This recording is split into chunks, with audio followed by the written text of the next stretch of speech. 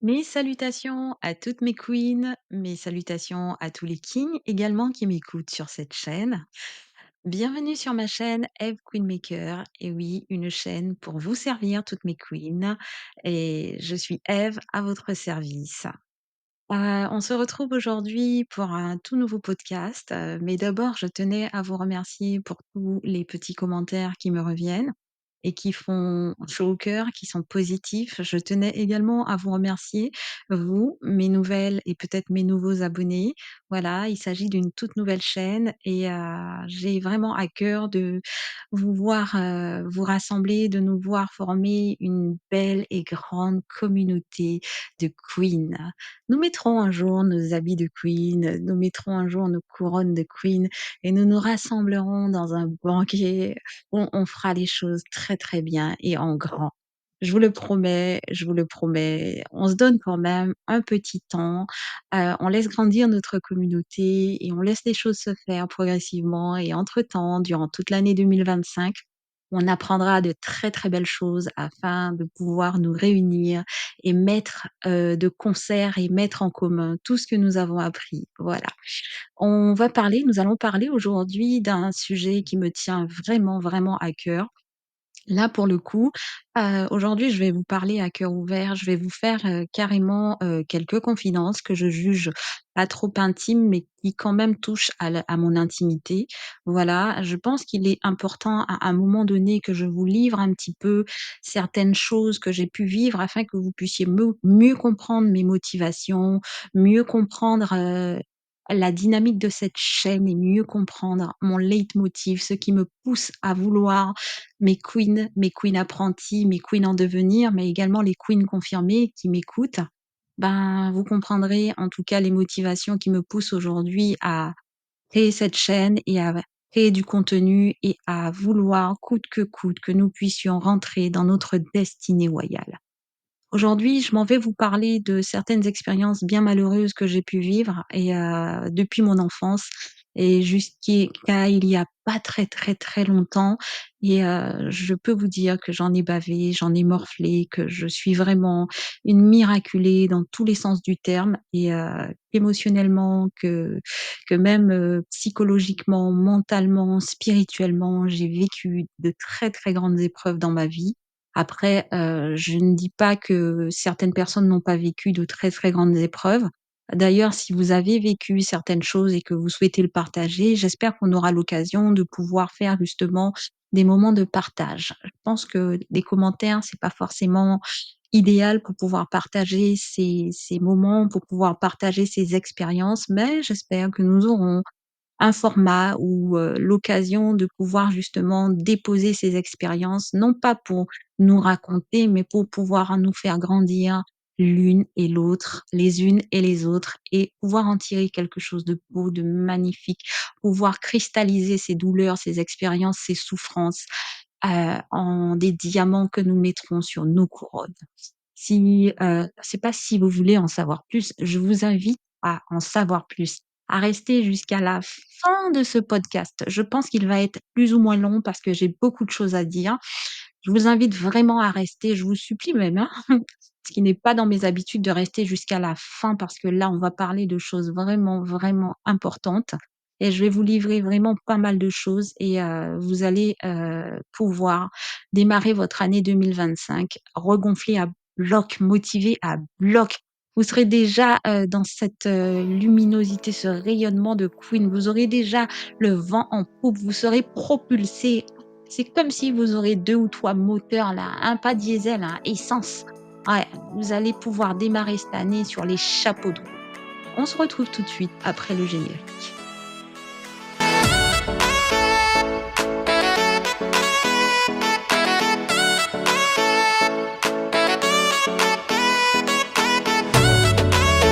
Alors, je ne pense pas l'avoir mentionné dans l'introduction, mais aujourd'hui, nous allons parler le titre de mon podcast, si c'est un titre en tout cas.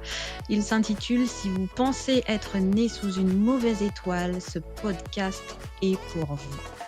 Je répète, si vous pensez être né sous une mauvaise étoile, ce podcast est pour vous. Je vais vraiment, vraiment, vraiment vous livrer des choses très, très, très intenses, sur le plan émotionnel, sur le plan psychologique, sur le plan physique, mental et carrément, de ma vie personnelle. Je ne vais pas non plus faire des intrusions abusives, hein, non plus, je garde quand même une certaine mesure et toute proportion gardée. Mais je pense, comme je l'ai dit en introduction, qu'il est important de pouvoir livrer certaines choses. C'est à cela que servent les expériences que l'on vit dans ce monde. Si elles peuvent aider d'autres queens, d'autres personnes, d'autres femmes, à pouvoir évoluer, à pouvoir mieux se comprendre, à pouvoir mieux comprendre la vie, à pouvoir mieux aborder les choses, réagir, à poser des actions un peu plus mûrement réfléchies pour pouvoir justement vous permettre de moins se perdre du temps, alors moi je veux bien. Je veux bien vous permettre de le faire en vous livrant certaines de mes expériences parce que c'est à cela que ça sert les expériences. C'est à cela que ça sert également de créer une chaîne YouTube. Pas toujours de venir pavoiser, faire la belle, montrer qu'on a du savoir, montrer qu'on a une chaîne, montrer qu'on a des abonnés. Non, ça c'est pas en tout cas moi ce n'est pas mon but. Mon but à moi, c'est de vouloir vraiment faire avancer mes compatriotes, mes congénères, vous les femmes, mes congénères, vous les queens. Il est temps que nous puissions ramasser notre dignité, notre royauté et lever la tête, porter fièrement notre couronne, avancer. Et c'est ce que nous allons faire pour l'année 2025 et nous commençons tout de suite. Donc, comme je le disais, si vous pensez que vous êtes né sous une mauvaise étoile, ce podcast est pour vous. Si vous pensez, comme moi, je l'ai toujours pensé pendant des années et des années, que quand vous êtes né, que vous étiez dans votre berceau, qu'une fée ou une mauvaise fée, une sorcière s'est penchée sur votre berceau pour pouvoir vous jeter un sort, c'est à vous que ce podcast s'adresse. Je me rappellerai toujours ces moments où je pleurais, où je comprenais pas ma vie, où c'était souffrance sur souffrance, douleur sur douleur, épreuve sur épreuve, rejet sur rejet. Et j'en arrivais en larmes chez ma mère à dire: «Je comprends pas maman, qu'est-ce qui s'est passé quand je suis née? Est-ce que quelqu'un est rentré dans ma chambre? Est-ce que tu as laissé une mauvaise personne rentrer dans ma chambre et se pencher sur mon berceau, me jeter un sort? Est-ce que quelqu'un m'a pris dans ses bras, a touché ma tête et m'a jeté un mauvais sort? Je comprends pas ma vie. Pourtant je ne fais rien à personne, je suis plutôt dans mon coin, je suis plutôt dans mon monde». Si vous êtes comme cela et que vous vous posez toutes ces questions et si vous pensez que vous n'avez pas votre place dans ce monde et que vous devez vraiment écouter ce podcast. Il y a pas si longtemps, je le disais encore à ma mère, alors que je suis maman, je suis adulte, voilà. Et ben, il y a pas si longtemps, je disais encore à ma mère, «Je sais pas s'il y a de la place dans ce monde pour moi». Elle est très triste et je vous avoue qu'elle est vraiment très triste et même mon père, hein, ils sont tristes quand je parle comme ça et je le dis avec beaucoup d'émotion, hein, parce que mes parents, ils m'aiment beaucoup, ils m'ont toujours supportée, ils m'ont toujours traitée comme une princesse, n'ai jamais manqué d'amour ou de quoi que ce soit matériellement, hein. Ils avaient quand même un certain niveau d'aisance, sur le plan matériel et tout et donc, point de vue amour, matériellement, je n'ai jamais manqué de rien, mais qu'est-ce que j'ai souffert quand même, dès lors où je sors du cocon familial, c'est souffrance sur souffrance. Donc si vous aussi, vous avez vraiment été combattu, sans cesse combattu, quoi que vous fassiez, où que vous alliez, vous n'êtes pas seul. Restez et écoutez jusqu'à la fin ce podcast, car comme je vous l'ai dit, ma ligne directrice sur cette chaîne, c'est de vous parler cœur à cœur. De vous parler à cœur ouvert, mais c'est de vous voir grandir, évoluer, rentrer dans votre destinée, vous réaliser, vous accomplir, vous affirmer et ne plus baisser la tête, ne plus, avoir honte, ne plus, courber l'échine, ne plus comprendre cette vie, ne plus douter que vous ayez votre place en ce monde. Voilà, en 2025, c'est votre année de révélation, c'est votre apothéose pour 2025 et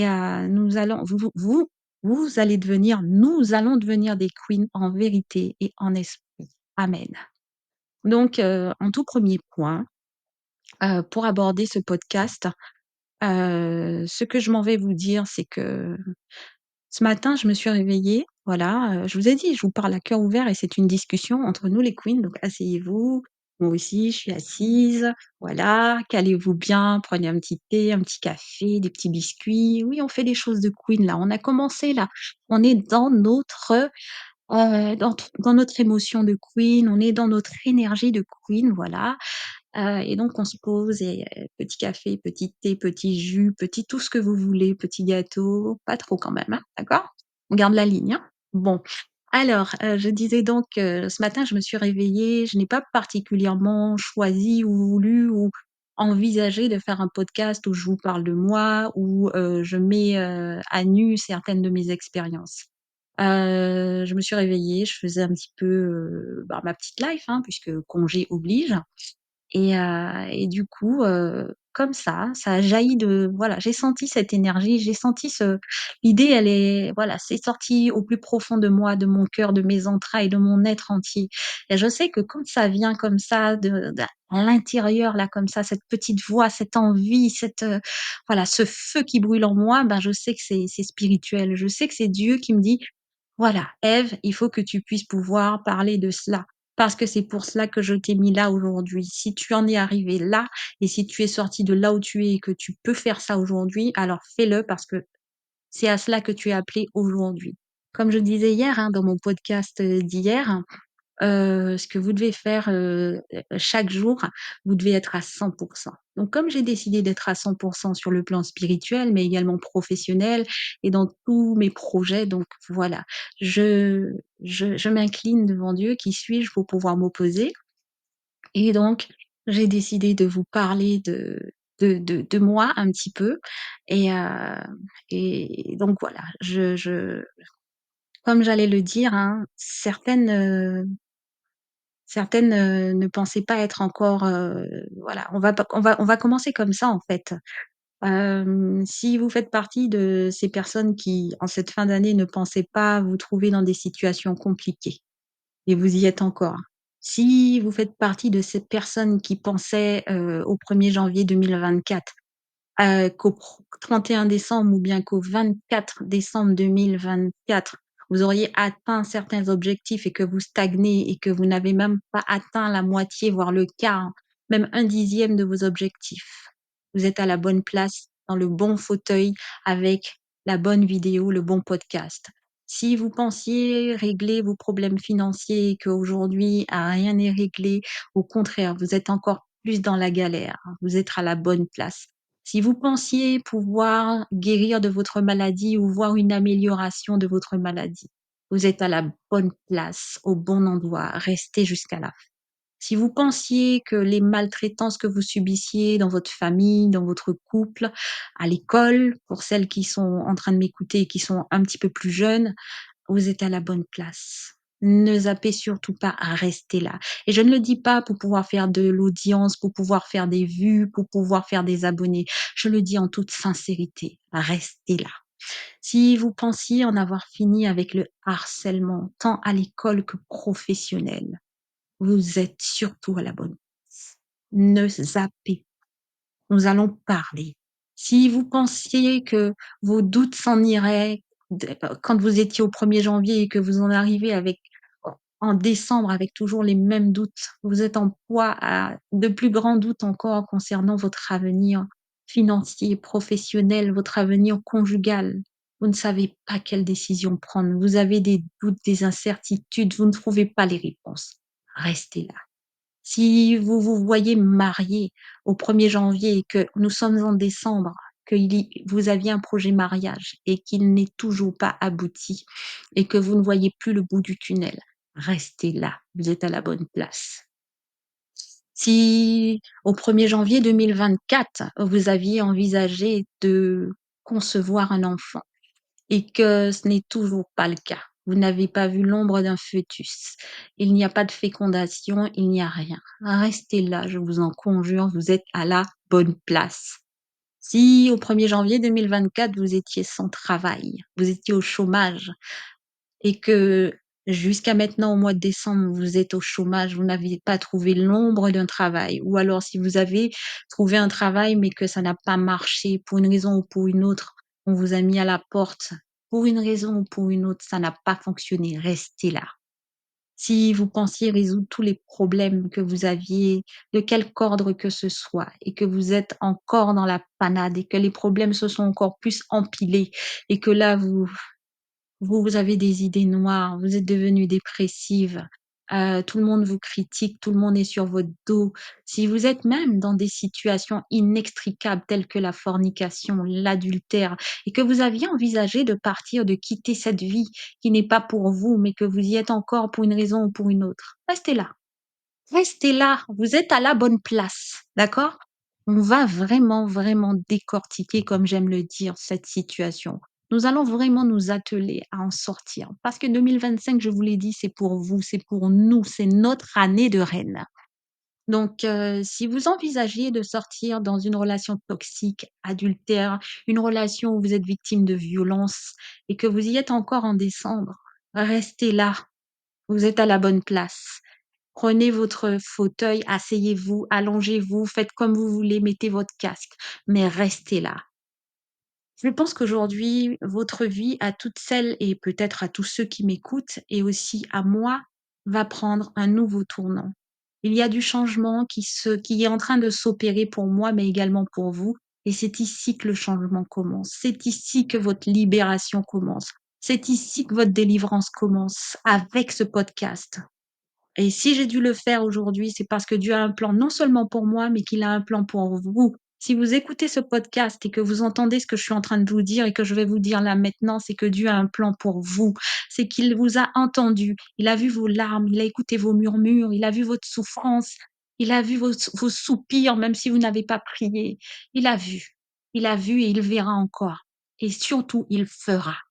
Quoi que vous ayez, envie, quoi que vous ayez envie de faire, si vous cherchez la force aujourd'hui, elle est là, venez la prendre. Dieu vous a entendu, Dieu vous a vu et Dieu vous répond.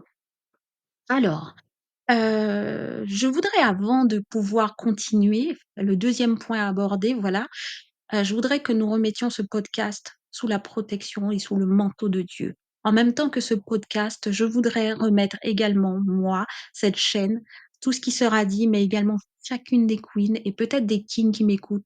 Je vous remets sous la protection du Dieu, le vrai Dieu vivant, qui nous entend, qui nous voit, qui nous écoute et qui a tellement envie de nous bénir. Il nous bénisse grandement ce jour et pour toutes les années à venir, qu'il puisse permettre que nous puissions rentrer dans cette destinée qu'il a prévue pour nous. Car il est dit que Dieu a des projets de paix et non de malheur pour chacun d'entre nous. Alors puissions-nous maintenant nous désengager des malheurs, nous désengager de l'échec, nous désengager de toutes ces douleurs et ces souffrances et rentrer dans la paix, dans la prospérité, dans le bonheur qu'il a pour nous. Ce ne sont pas que des mots, c'est une réalité qui verra le jour en 2025. Ce n'est pas une promesse que je vous fais, c'est une promesse que Dieu nous fait. D'accord? Donc voilà, nous allons poursuivre avec le troisième point. Voilà. Donc, né sous une mauvaise étoile. J'ai intitulé ce point né sous une mauvaise étoile. Comme je vous ai dit, il m'est souvent arrivé de dire à ma mère, maman, j'ai l'impression d'être née sous une mauvaise étoile.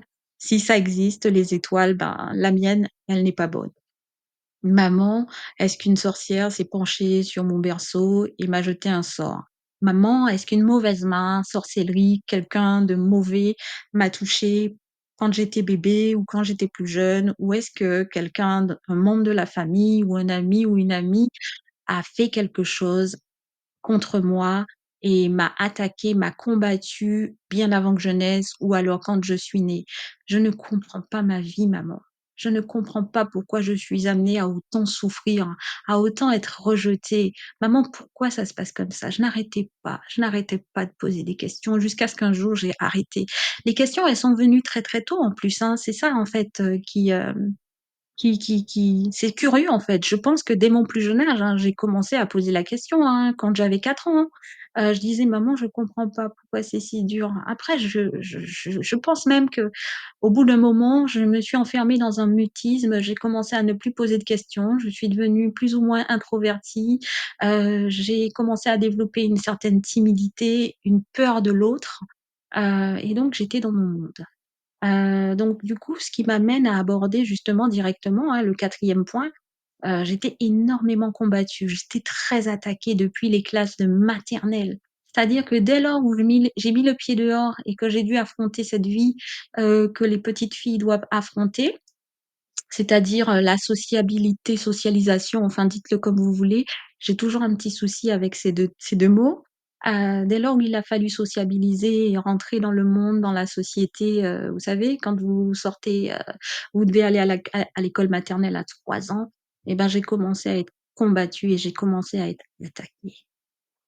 J'ai connu le rejet dès l'âge de 3 ans. Où, je n'avais pas de copine. Personne ne voulait jouer avec moi. J'étais pas le laidron ou un laidron où on m'attaque parce que tu es laide, j'étais pas mal fagotée justement, mal habillée parce que tu es mal habillée, parce que tu sens mauvais, parce que tu te douches pas, parce que mes parents me choyaient. J'avais des vêtements, des très, très beaux vêtements, j'avais, des jolis sacs, j'avais ce qu'il fallait, hein. Ni trop, ni pas assez, c'était pas ostentatoire au point de créer non plus the jalousie, non, rien de tout ça. Mais j'ai toujours été attaquée, combattue, rejetée dès l'âge de 3 ans.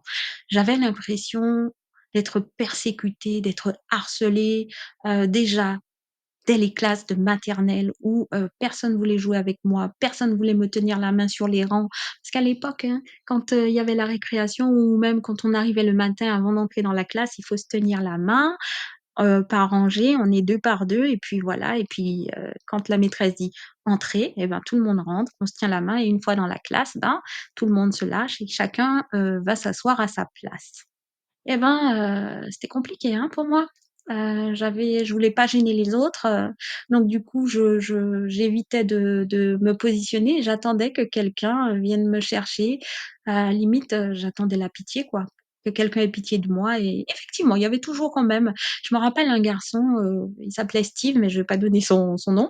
Il s'appelait Steve et il venait et il me voilà, j'ai l'impression qu'il avait un grand cœur, il était généreux, il avait quelque chose. Voilà, ce qu'on appelle l'intelligence émotionnelle.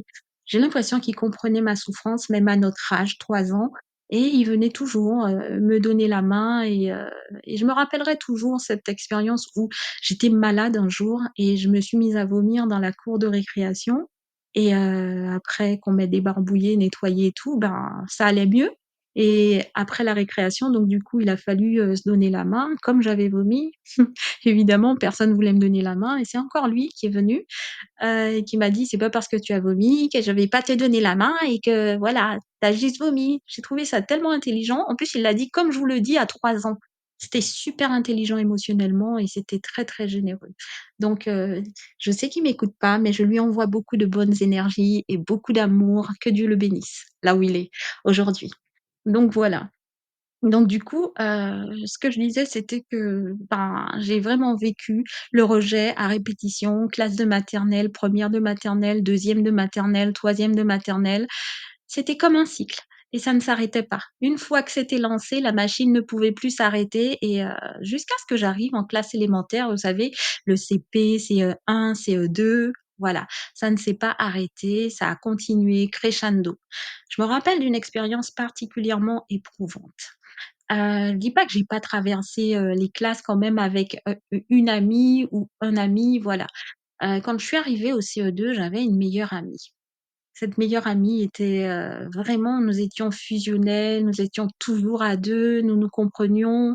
C'était vraiment, vraiment, vraiment ma meilleure amie. D'ailleurs, je crois que nous étions déjà amies depuis 2 ans, voire 3 ans. Depuis le CP, CP, CE1, CE2. Ça faisait 3 ans, enfin, nous entamions notre troisième année en tant qu'amies et vous n'imaginerez jamais. Alors ça, je pense que c'est celle qui m'a marquée.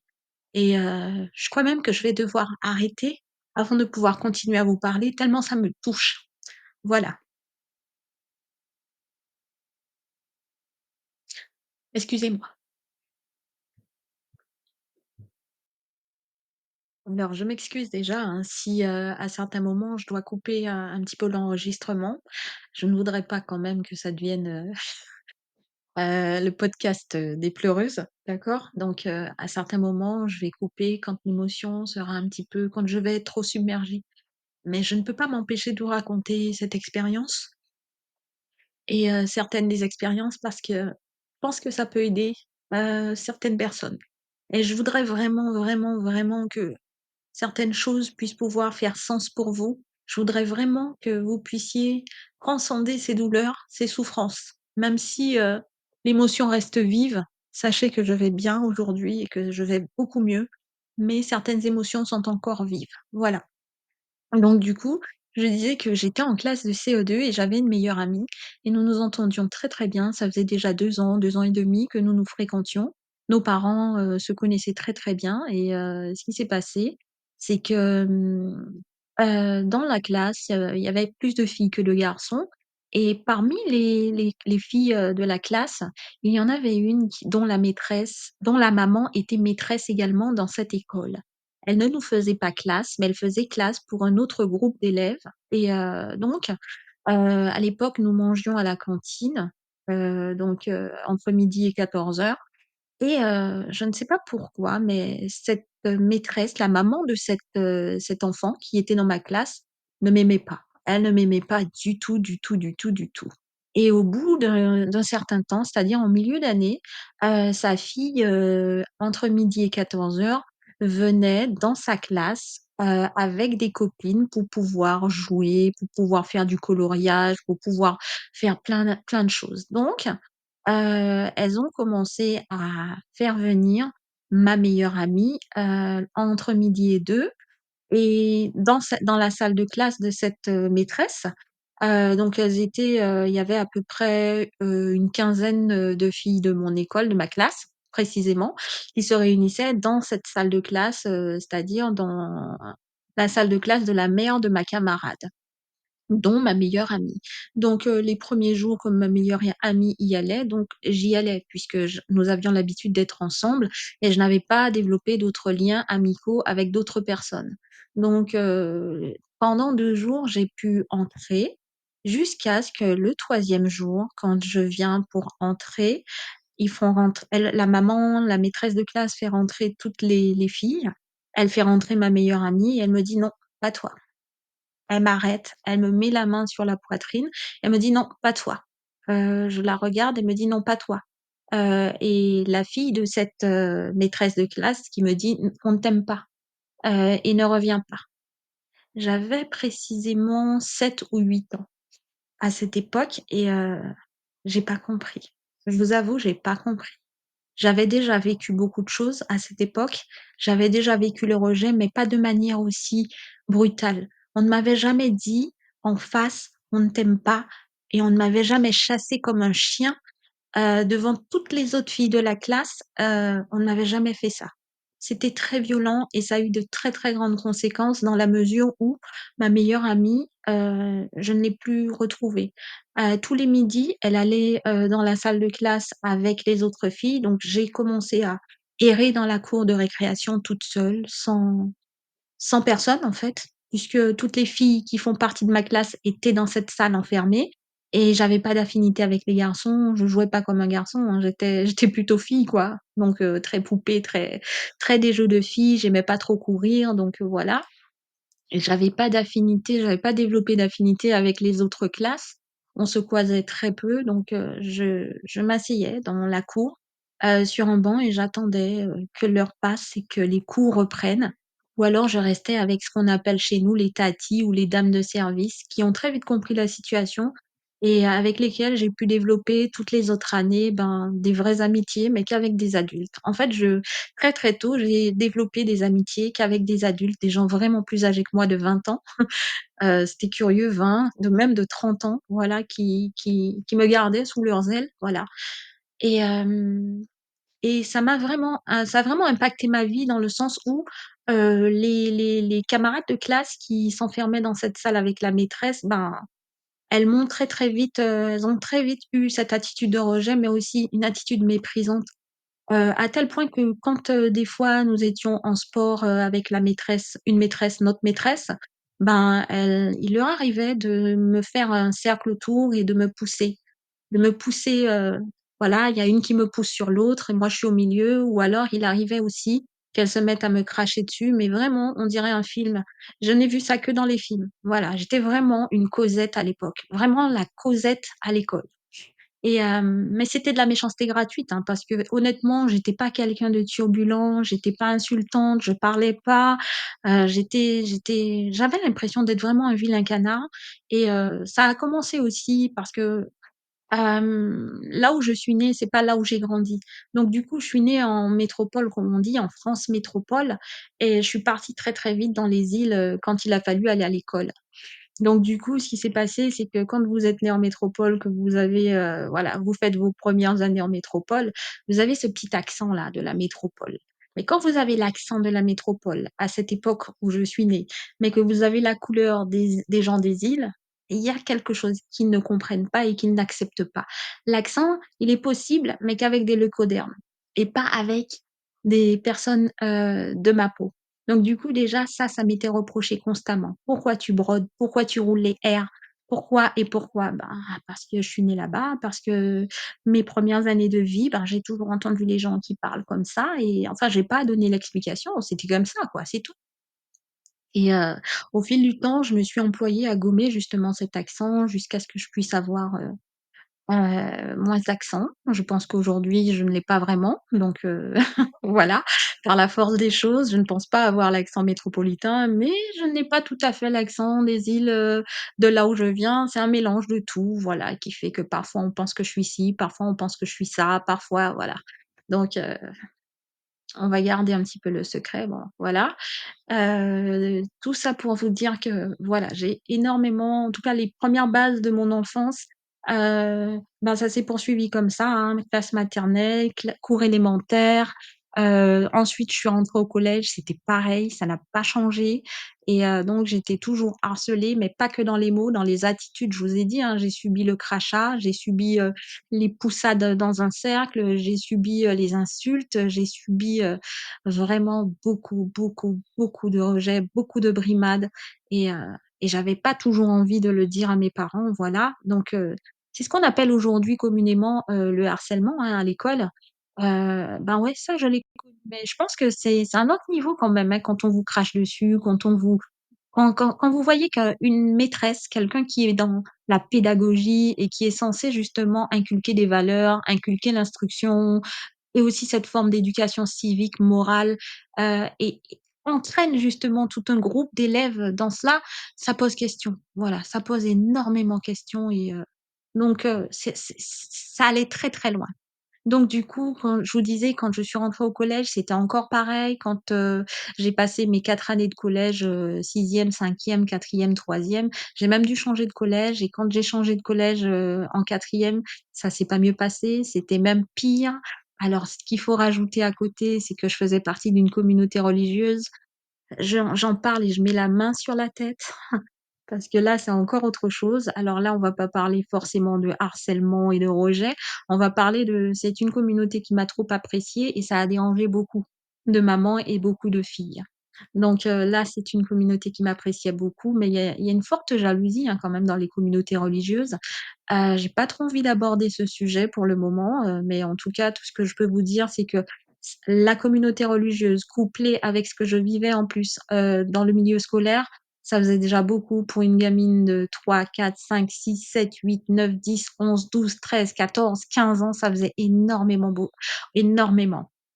Alors, il y a autre chose dont je me rappelle particulièrement, c'est que quand j'étais au lycée, ça m'avait aussi beaucoup marquée. Je vous mentionne, rapidement des expériences qui m'ont énormément marquée, qui ont été des électrochocs et qui ont chez moi, entraîné des comportements, entraîné des espèces de déformations de la personnalité, en fait, j'ai envie de vous dire.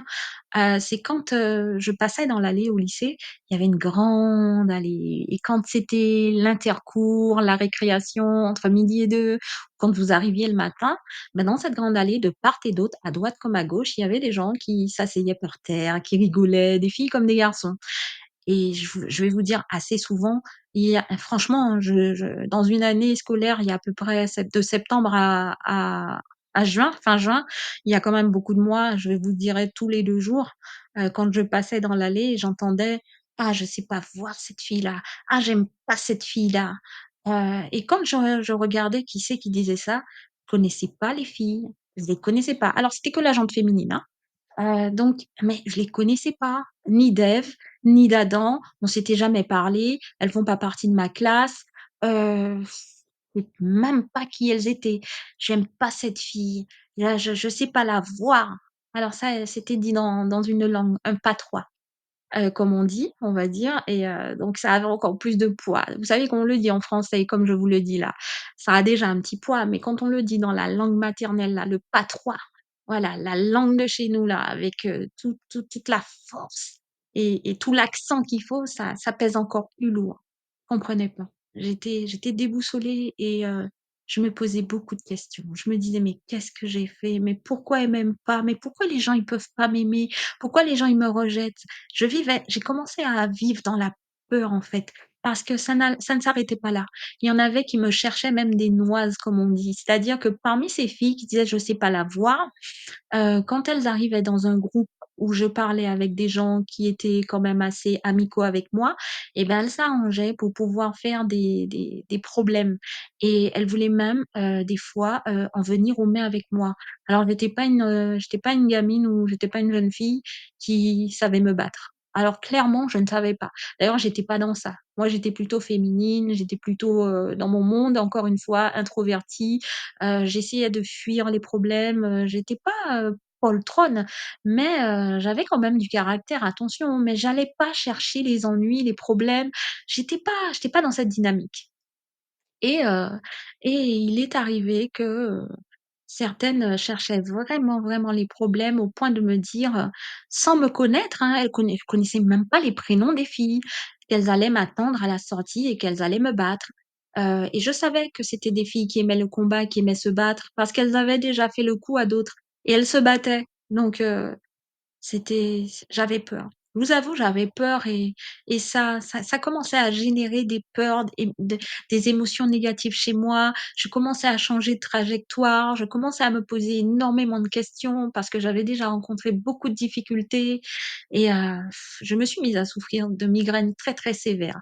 Dès, le collège d'ailleurs. J'ai commencé à souffrir de migraines extrêmement sévères et incessantes. Jusqu'à très, très grande, donc on a fait des radios, on a fait pas mal on a vu le médecin et ce n'est que très récemment, c'est-à-dire il y a 2 ans, ouais 2 ans, donc essayez de voir, hein, collège et là 2 ans, on va dire qu'on a quand même déjà 20 ans à peu près. Mmh? On a déjà 20 ans qui passent et donc ce n'est que il y a 2 ans que j'ai appris quelles sont les causes de ma migraine? En fait, le médecin a fait une enquête, sur quand même 6 mois et il a décelé que mes problématiques, de migraine sont décelées quand j'ai des crises, dans ma vie, quand je suis stressée, quand il y a quelque chose, un élément perturbateur comme un conflit, quand il y a un problème, au travail, un problème dans la cellule familiale, dans le couple ou voilà, dès lors où je suis face à des problèmes, je ne tiens plus en fait. Mon seuil est tellement bas que je commence à générer des migraines qui durent 1, 2, 3, 4 jours. Ça peut durer une semaine et ce ne sont pas des comprimés ou quoi que ce soit qui passeront ces migraines. Il faut juste que la situation soit résolue pour que la migraine puisse disparaître.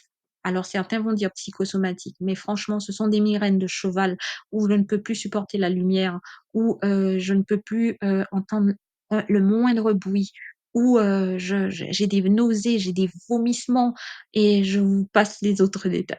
Donc voilà.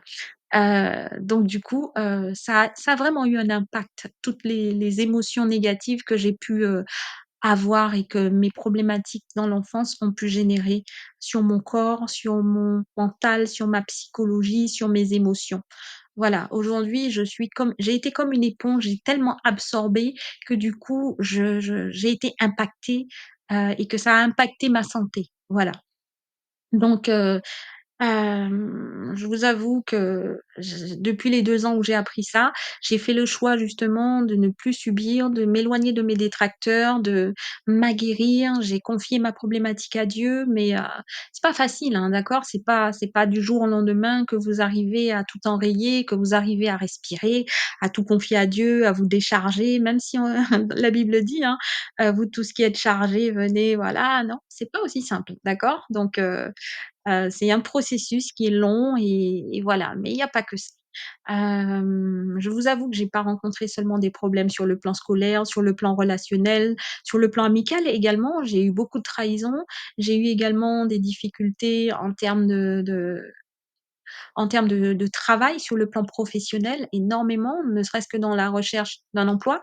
J'ai fait tout ce qu'il fallait pourtant, hein, avoir des diplômes, j'en ai plusieurs, j'ai vraiment fait tout ce qu'il fallait pour pouvoir justement trouver ma place dans la société, mais c'est comme si cette société n'avait pas sa de place pour moi. C'est comme si elle me rejetait sur le plan amical, relationnel, professionnel, sur tous les plans. J'avais l'impression que je devais mener des combats et des combats et des combats et même quand je pensais être au bout et qu'on me disait oui pour un emploi ou oui pour telle et telle chose, ben, au dernier moment, on me le retirait pour une raison ou pour une autre.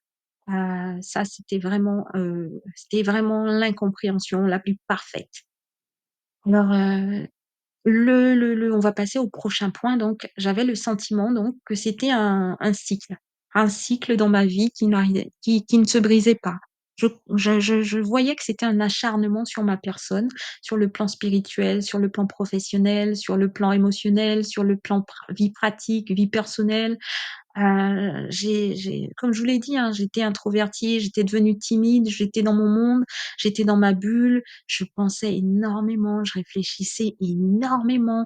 Depuis l'âge de 4 ans, j'étais enfermée dans ma tête, dans ma bulle et je réfléchissais comment le monde fonctionne et comment la plante pousse et tout et j'essayais de comprendre tous les processus. Ça m'intéressait. En fait, j'étais devenue comme un petit savant génie qui s'intéressait à tout ce qui était scientifique, tout ce qui était relationnel. J'avais un sens de l'observation surdéveloppé. Quand j'entrais dans une pièce, que ce soit un adulte, un enfant ou une situation, je captais tout de suite, que ce soit les énergies, que ce soit, la personnalité de la personne. Si la personne était hostile, que ce soit à moi ou à une autre personne, et ben, j'arrivais tout de suite à capter. Je voyais les signaux, les mimiques, les gestuels, la posture, le langage, les intonations de voix très, très, très, très jeune. J'avais réussi à développer des mécanismes de défense, mais également pour percevoir qui est en face de moi afin de savoir comment me positionner. C'était devenu un truc de ouf, comme on dit. Et donc, j'avais vraiment, j'étais devenue une experte, quoi. Pour lire les comportements, les attitudes, les énergies, les mots et tout. J'étais devenue comme une experte et quand je vous disais: «Attention que cette personne-là ne m'aimait pas ou n'aimait pas telle chose ou cette personne-là est mauvaise» ou voilà, j'en arrivais même à mettre des animaux sur des visages. C'est-à-dire que je disais: «Ah, elle a une tête comme ça, ses traits rappellent ça, ça, ça. Elle a une personnalité qui tend plus vers ça, ça, ça». Ça, c'est dès l'âge de 12 ans, j'étais en mesure et franchement, l'avenir me donnait raison, hein. Même aujourd'hui, quand je réfléchis, je me rappelle de ce que je pensais et tout et je revois des personnes, je me suis pas trompée. On est exactement dans ce que je pensais, dans ces personnalités toxiques ou pas, ou gentilles ou voilà et même que j'arrivais à dire: «Ben, quand elle sera grande, elle va faire ci, ça, ça». C'est comme s'il y avait une clairvoyance. J'étais tellement enfermée dans mon monde, j'avais tellement observé les gens, j'étais tellement connectée à la nature, dans ma solitude qu'en fait, j'avais développé une capacité presque extra-lucide. Je sais que ça va vous faire peur, mais c'est vrai. J'avais vraiment, cette capacité de pouvoir voir les gens, voir les choses, voir venir les choses. Et donc du coup, le prochain point, ben, j'ai au fil du temps, au fil de mes problématiques, au fil de ma souffrance, de mes douleurs, j'ai essayé de me faire plus petite.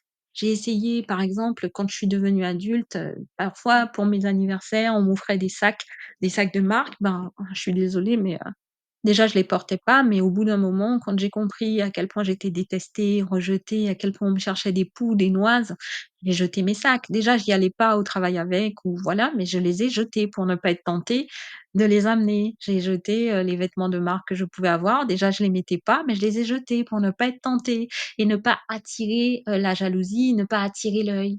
Et quand j'allais en réunion de service, ben, j'étais dans un mutisme le plus parfait. Je ne m'exprimais pas, tout simplement parce que je ne voulais pas avoir de problème.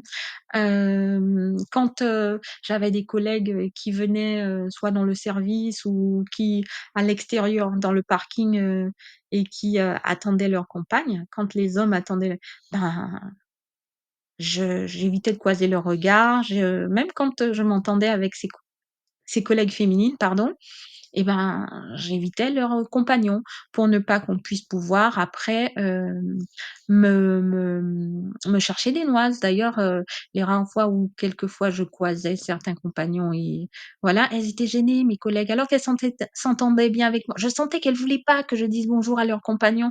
Je sentais qu'il y avait un problème ou alors il était trop gentil, il était trop de compliments, trop de non, voilà. Donc même moi, je mettais la distance tout de suite et je regardais par la fenêtre: «Ah, pas là, il est là, je vais sortir plus tard». Donc je prenais vraiment des «sur-précautions», on va dire entre guillemets, même si le terme n'existe pas. Je prenais des précautions en trop.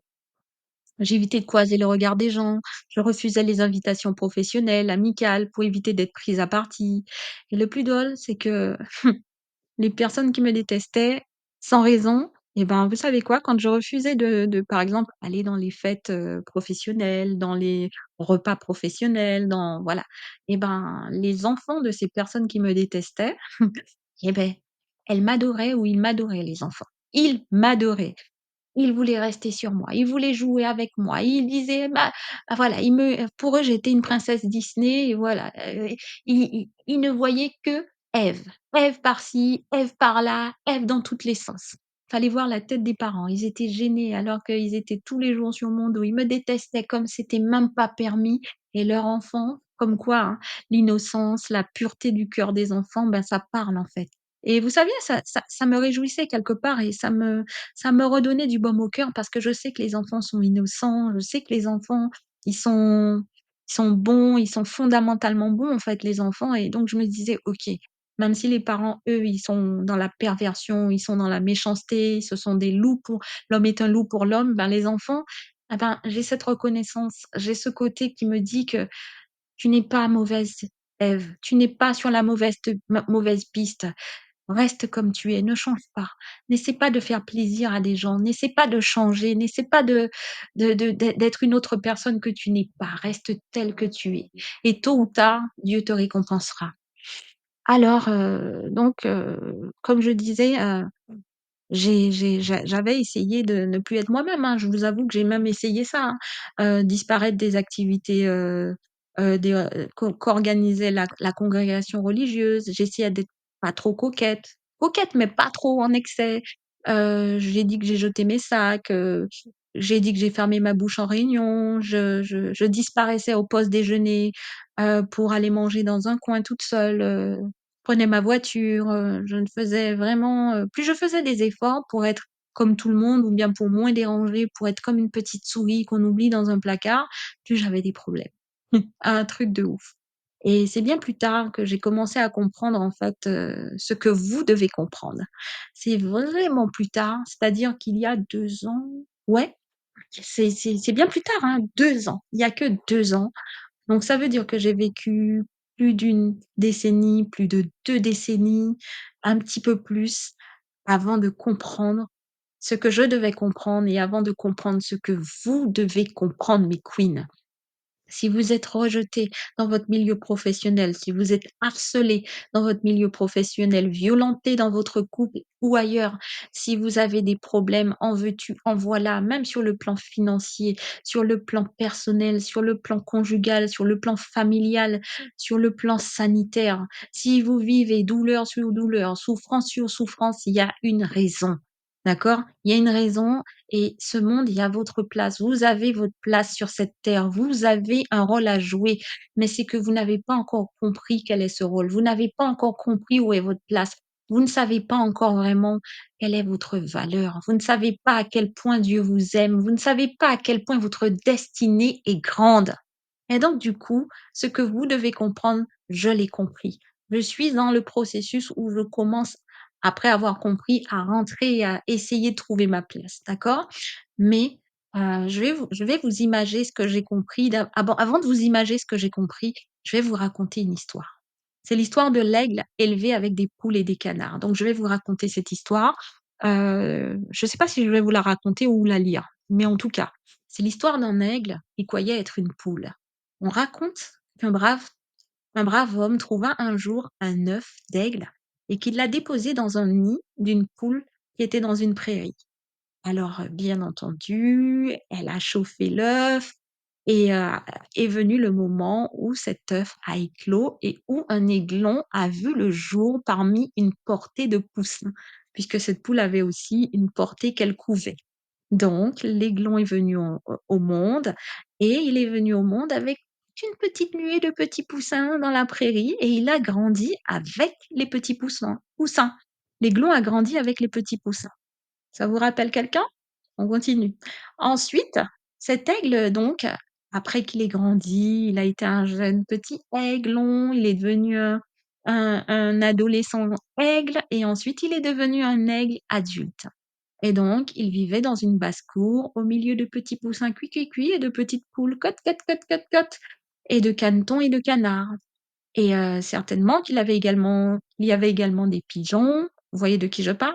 Des tourterelles, des hirondelles, des dindons et pourquoi pas toute une basse-cour. Vous voyez de qui je parle? Voilà et donc du coup, toute sa vie, l'aigle a fait ce qu'une poule il a grandi avec une poule et avec ses petits frères adoptifs, ses petits frères et sœurs poules. Donc du coup, il a toujours agi comme une poule, toute sa vie, cet aigle, dans une prairie et donc il cherchait dans la terre des insectes, de la nourriture. Il caquetait même comme une poule, voilà et lorsqu'il volait, c'était dans un nuage de plumes comme une petite poule, voilà, comme s'il n'avait pas d'ailes pour se déployer. Donc il volait à quelques mètres à peine. Après tout, c'est ainsi que les poules de prairie sont censées voler. Donc vous voyez de qui je parle? Donc les années passèrent et l'aigle devint très, très vieux. Un jour, il vit un oiseau magnifique planer dans un ciel sans nuages. S'élevant avec grâce, il profitait des courants ascendants, faisant à peine bouger ses magnifiques ailes dorées. Quel oiseau splendide, dit notre aigle à ses voisins. Qu'est-ce que c'est? C'est un aigle, le roi des oiseaux, caqueta sa voisine. Mais il ne sert à rien d'y penser à deux fois. Tu ne seras jamais un aigle. Ça vous rappelle du monde? Ainsi, l'aigle n'y pensa jamais à deux fois. Il mourut en pensant qu'il était une poule de prairie. Mes chères queens, c'est une histoire très très triste et c'est une histoire tellement vraie. Nous sommes si nombreuses à être des aigles, mais des aigles qui s'ignorent. Nous sommes si nombreuses à avoir des compétences, des dons, des qualités, une grande destinée.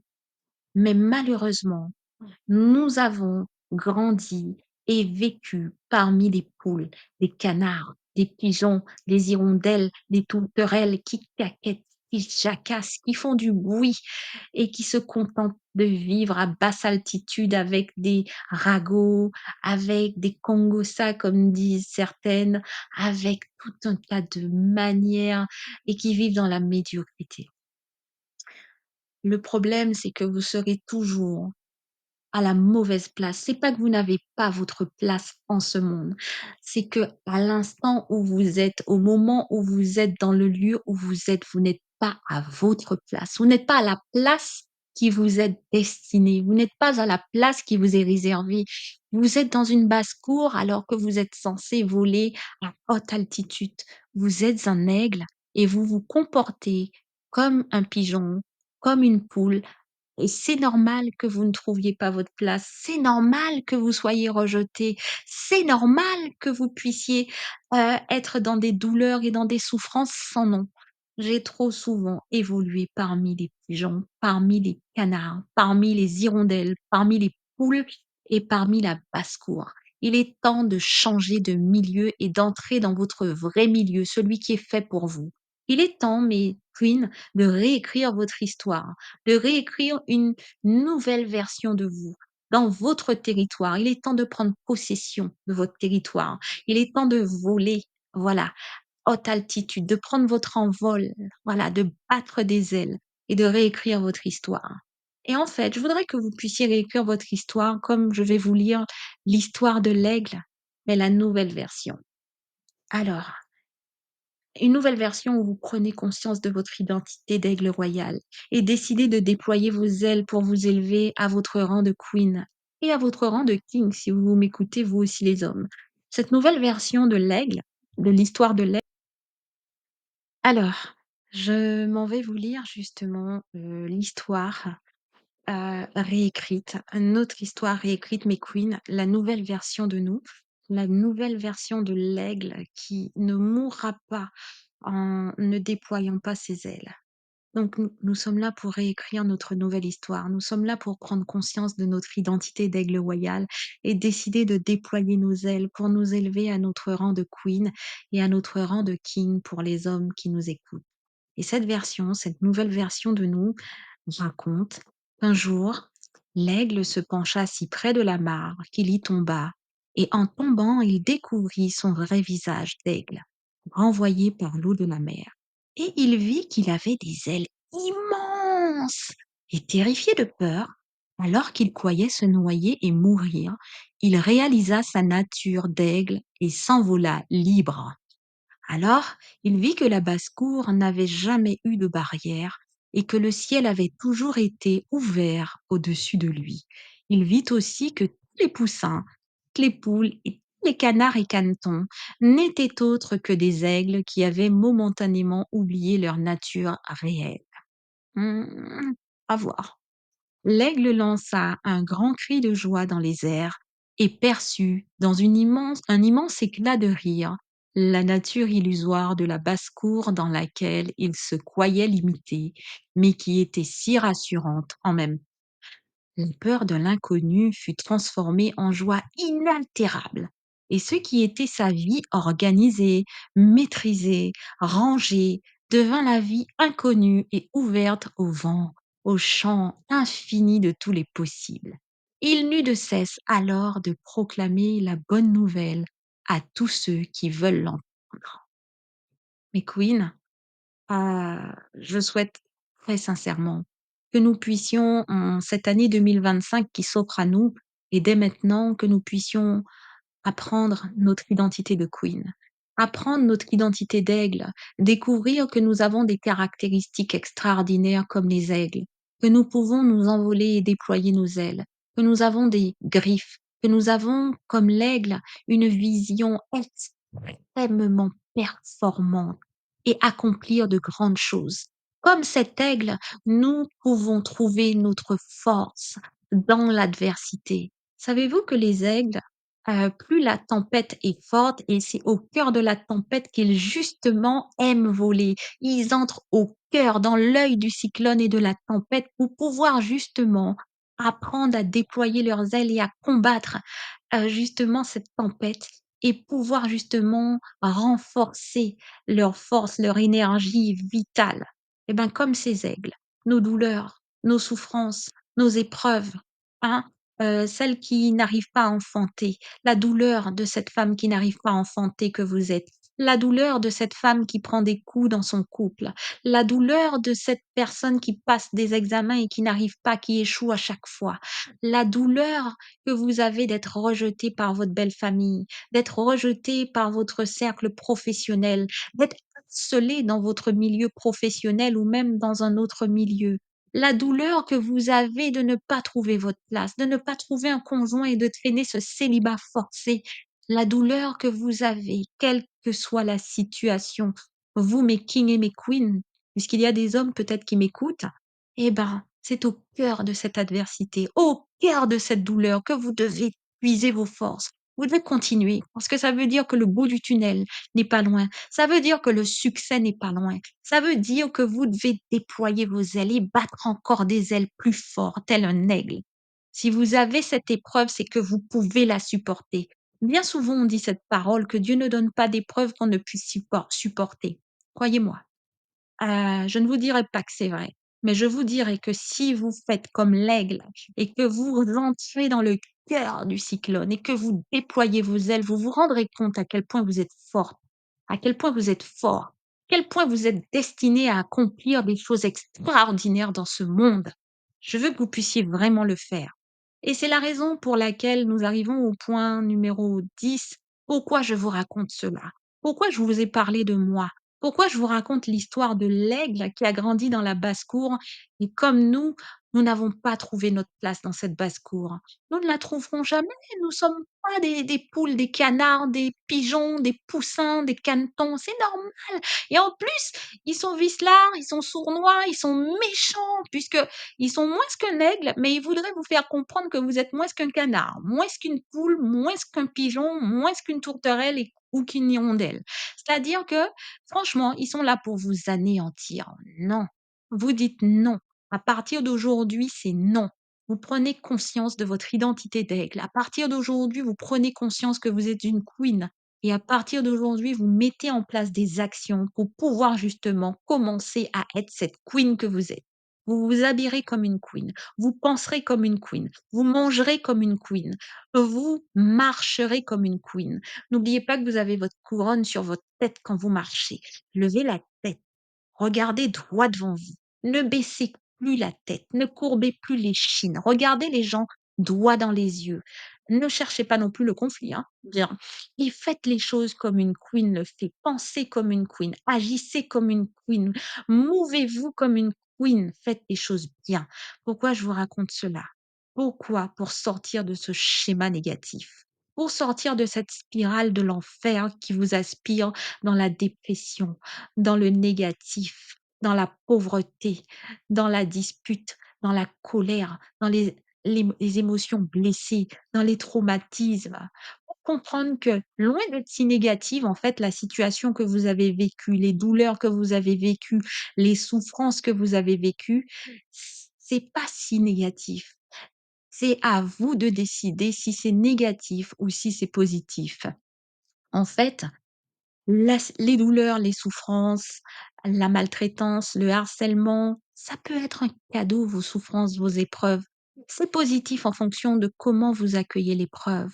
C'est positif en fonction de comment vous faites lecture de vos souffrances. C'est positif en fonction de comment vous réagirez à la douleur. C'est positif en fonction de la façon dont vous rebondirez face à cette situation dite négative par les autres. En fait, vos douleurs, vos souffrances, vos harcèlements, votre rejet, votre célibat forcé, votre maladie, si vous êtes couché sur un lit d'hôpital, vous pouvez vous en sortir. Tout est dans le mental, tout est dans la réaction, tout est comment vous nourrissez votre corps. C'est un tremplin sur lequel vous devez vous monter, vous devez vous hisser pour devenir forte, pour retrouver la santé, pour enfanter cet enfant que Dieu a mis en vous, mais qui n'est pas encore manifesté. Hein? C'est là la différence. Soit vous décidez d'en faire un tremplin sur lequel vous vous hissez de vos situations négatives, vous vous hissez dessus tel un tremplin, ou alors ces situations négatives, vous pouvez faire le choix d'en faire des cimetières de douleur dans lesquels on vous enterre et où on ne vous entendra plus jamais. Donc, ce qui m'amène à aborder le dernier ou avant-dernier point qui est ce que j'ai appris de mes épreuves, de mes douleurs et de mes combats. J'ai appris et je pense que ce sont des choses que beaucoup d'entre vous savent. J'ai appris que l'homme est un loup pour l'homme. C'est une réalité et c'est vrai. Ah, c'est malheureux à dire, mais les humains sont méchants. L'homme est méchant. Les humains sont méchants.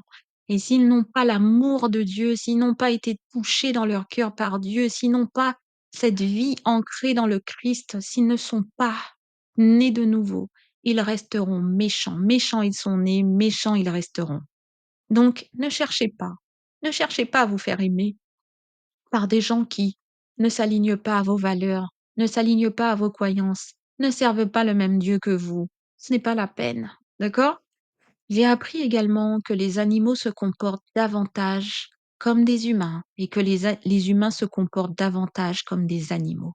C'est incroyable ce qu'on peut apprendre quand on commence à observer la nature, même les végétaux. Ils ont un comportement humain, ils ont une générosité, ils ont un amour entre eux, ils ont cet esprit d'entraide et quand bien même ils sont ennemis ou adversaires, les animaux, ils arrivent à trouver des terrains d'entente. Ils arrivent à délimiter leur territoire pour que chacun puisse pouvoir vivre en bonne entente. C'est incroyable ce que l'on peut apprendre. J'ai appris que nous aurons beau nous remettre en question et même changer du tout au tout pour devenir une autre personne, nous serons toujours combattus, surtout quand on a une grande destinée. C'est très, très important ce point. Quand vous avez une énorme, une grande, une gigantesque, une méga, giga, supra, hyper destinée, nous serons énormément combattus, énormément attaqués. Mais il faut rester aligné à nos valeurs. Ça, c'est un autre point que j'ai appris. Quelle que soit l'adversité, quels que soient les problèmes, quelle que soit la souffrance, quelles que soient les douleurs, quelles que soient les épreuves, restez aligné à vos valeurs. Ne changez surtout jamais vos valeurs. Ne reniez jamais le Christ, le Dieu que vous servez. Ne maugréez pas, ne vous plaignez pas, ne faites pas comme les enfants d'Israël dans le désert qui ont maugréé et qui se sont plaints. Louez Dieu dans la douleur. On en reparlera. J'ai appris également que l'humiliation précède la gloire. J'ai même envie de dire que l'humiliation précède toujours la gloire. Ça, c'est vrai. Je me rappelle il y a pas si longtemps, et quand je vous dis il y a pas si longtemps, c'est-à-dire qu'il y a à peu près 7 mois de cela. Ouais, 7 mois de cela. Oh là là, je vivais une épreuve, mais terrible. Terrible, terrible, terrible. Et lors de cette épreuve, je comprenais pas. C'était encore une énième, l'épreuve de trop, la goutte d'eau de trop. Je vous en parlerai pas pour le moment. Mais je pense qu'un jour vous saurez. Et je ne comprenais pas, je ne comprends toujours pas des fois, mais j'ai demandé à Dieu, je me suis exprimée, j'ai dit: «Seigneur, pourquoi? Pourquoi c'est toujours moi? Pourquoi encore moi? Pourquoi? Mais qu'est-ce que j'ai fait? J'ai fait ça, j'ai fait ça, j'ai fait ça, pourquoi?» et heu et j'ai prié, j'ai même pleuré ce jour-là, parce que j'avais plus les mots pour pouvoir demander à Dieu. Et je me rappelle que quand je suis rentrée le soir, j'ai pris mon téléphone et j'ai écouté, enfin non, je me suis mise sur YouTube dans l'espoir de pouvoir, me détendre, mais pas me détendre pour regarder un film ou quelque chose. J'aime bien tout ce qui est podcast ou bien vidéo, et j'ai cliqué sur, non, j'ai vu le titre d'un message. Pour le coup, c'était un message spirituel, c'était une femme qui prêchait, et le titre de sa prédication, c'était: «L'humiliation précède la gloire». Eh ben, dis donc, j'étais choquée parce que pour le coup, j'étais vraiment humiliée dans l'épreuve que j'étais en train de vivre, mais vraiment une humiliation sans nom. Et j'ai cliqué sur ce message qui durait peut-être une trentaine de minutes, et il était pour moi. Je vous avoue, c'était pour moi.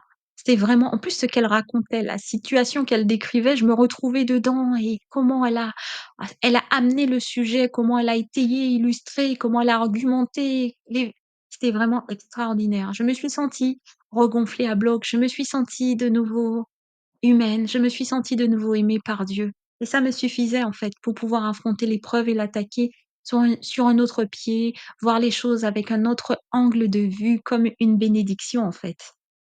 Et donc du coup, l'humiliation précède toujours la gloire. Cherchez, il y a un message, d'une femme qui prêche et qui s'intitule «L'humiliation précède la gloire». Hem J'ai également appris que quand tu vois que tu es combattu dans un des domaines à répétition, c'est-à-dire quand tu es tout le temps harcelé professionnellement, quand tu es battu, maltraité dans ton couple, quand tu es calomnié quelque part, quand tu es sous-estimé, quand tu es mal aimé, quand tu es déprécié, quand tu as des problèmes financiers à répétition, quand tu as des problèmes au sein de ton travail pour une seule et même chose à répétition, quand on ne reconnaît pas ta valeur au travail pour toujours les mêmes raisons alors que tu travailles bien, et ben, que ton étoile est cachée sous les cendres de toutes les souffrances, de toutes les douleurs et de tous les combats que tu mènes. Je répète, ton étoile est cachée exactement sous ce que tu subis à répétition, dans le domaine que tu subis à répétition, le domaine de souffrance que tu subis comme un cycle à répétition. Ton étoile est cachée sous les cendres. Donc, ma queen, si tu m'écoutes, ne fuis pas quand tu as des problèmes. Ne fuis pas, ne cours pas, ne mets pas la tête sous l'oreiller, ne mets pas d'œillères, ne fais pas celle qui ne voit pas, qui n'entend pas, qui s'en va et puis qui non. Au contraire, ne t'empresse pas de partir et de sortir de la caverne des douleurs, de la caverne des épreuves. Hein? Ne fais pas ça. Au contraire, ne pars pas sans avoir compris pourquoi et comment. Pourquoi tu souffres, comment tu souffres et quelle est la raison de ta douleur. Ne pars pas sans avoir débusqué la vérité, la seule, la vraie derrière tes douleurs. Ne pars pas sans avoir compris qui tu es. Ne pars pas sans avoir compris ta valeur et à quel point certaines personnes sont encore plus précieuses que les épreuves déterminent la grandeur de leurs épreuves. Ne pars pas. En fait, sache que tu es comme David et comme Joseph. Ces 2 personnages bibliques, David et Joseph, ont été lourdement, fortement combattus. Prenons l'exemple de David. David était un petit berger, il aimait bien faire paître les moutons, voilà, toujours, hein, en plein air. Quand, le prophète Samuel est venu et il a demandé au père de David, ben, de voir ses fils pour pouvoir voir lequel serait le oint de l'Éternel. Voilà. Le père a présenté, tous ses fils sauf un, sauf David et donc Samuel, après avoir examiné tous les fils, dit: «Est-ce là tous tes fils? Parce que je n'ai pas trouvé». Et donc il dit: «Il reste encore un, mais il est en train de faire paître les moutons dans je ne sais trop quel pâturage au loin, quelque part perdu dans la nature». Et donc le prophète Samuel qui lui demande de lui ramener David, d'aller de faire chercher David et de le lui ramener. Quand David apparaît devant le prophète Samuel dit: c'est lui l'élu, c'est lui le oint et il va oindre David pour qu'il puisse pouvoir devenir roi». C'est lui que l'Éternel, le Dieu, a choisi pour devenir roi. Donc il va oindre David. Après l'avoir oint, David sera envoyé auprès de Saül afin de pouvoir tenir compagnie à Saül, mais aussi recevoir cette éducation, royale. D'accord? Pour pouvoir apprendre les codes, pour pouvoir justement en apprendre un petit peu plus. Ce qui va se passer, c'est que, David a beaucoup de compétences. David, c'est un aigle. C'est un aiglon qui est devenu aigle, adolescent et qui est devenu un aigle adulte et il va si bien faire ça qu'à un moment donné, Hem et ben, quand il y aura Goliath, David va se faire remarquablement remarquer, si je puis dire, et il va combattre Goliath, bien sûr, avec la puissance de Dieu et il va tuer Goliath et il va délivrer le peuple d'Israël d'une très, très, très, très mauvaise situation. De là, il va se faire tellement remarquer que tout le monde verra en lui ce leader, ce roi, cette grandeur, cette grande destinée et Saül va en prendre ombrage. Il va devenir jaloux. Il va vouloir, tuer David. Il va vouloir l'anéantir. Ah l'humain, extraordinaire. Le petit David, j'ai envie de dire le mec qui te sort d'une situation où toi-même en tant que roi, tu n'es pas capable d'aller te battre, tu n'es pas capable de d'affronter un géant de 2 mètres, d'accord? Il y a personne parmi tes soldats et tes grands majors, colonels, amiral et tout, capable de venir se battre. Le petit met sa vie en danger. Il se bat et il arrive à te sortir d'un mauvais pas et toi, tu ne trouves rien de mieux que de vouloir le tuer, de le jalouser. Ah, le monde! Et donc du coup, ce qui va se passer, c'est qu'il va lui mener la vie dure. Mais à côté de cela, David avait un don, c'est-à-dire qu'il parvenait à apaiser Saül quand Saül avait ce mauvais esprit qui venait et qui l'agitait. Et ben, il y avait que David qui pouvait jouer de la harpe et qui pouvait faire taire ce mauvais esprit et le chasser. Donc du coup, il va combattre David pendant toute sa vie durant, après qu'il ait connu David. Il va le combattre incessamment. David va être oint 3 fois. Une deuxième fois, il va être loin jusqu'à ce qu'à l'âge de 40 ans, après avoir été, poursuivi par Saül maintes et maintes fois, où Saül, cherchera à le faire tuer, heu et ben, à un moment donné, quand Saül meurt et quand, il va se passer quand même pas mal de choses avec Absalom, les fils et avec, d'autres guerres et plein de choses. À un moment donné, une troisième fois, David sera roi et ce sera la dernière et la bonne fois où il pourra prendre possession de son royaume. Sachez que comme David, mes queens, v David s'est hissé sur, justement, les douleurs, les souffrances, les combats, la peur. Il a beaucoup parlé à Dieu, hein. Dans le livre des psaumes, on retrouve vraiment beaucoup, les expressions de David où il a peur, où il demande la protection de Dieu, où il dit qu'il ne comprend pas ce monde, voilà. Et ben, vous avez le droit de vous exprimer et d'exprimer à Dieu votre votre incompréhension de cette douleur, de cette souffrance, de ces épreuves, de ce cycle infernal. Vous avez le droit et faites-le, je vous en conjure. Mais par contre, ne maugrez pas, ne vous plaignez pas et essayez de faire comme David, de ne jamais perdre espoir et de vous battre bec et ongles et d'aligner vos valeurs, de garder vos croyances et de rester ancré en Christ, en vos croyances, en vos valeurs, parce que c'est cela qui vous permettra d'accéder à votre rang de queen, à votre sacerdoce de queen, à votre destinée royale. Donc du coup, il n'y a pas de grande destinée sans combat. Il n'y a pas de grande destinée sans douleur, sans épreuve, sans souffrance. Ce sont vos tremplins. C'est chaque souffrance sur lesquelles vous allez grimper, vous allez vous hisser, qui vous fera atteindre le sommet. Et là, vous pouvez dominer sur votre destinée.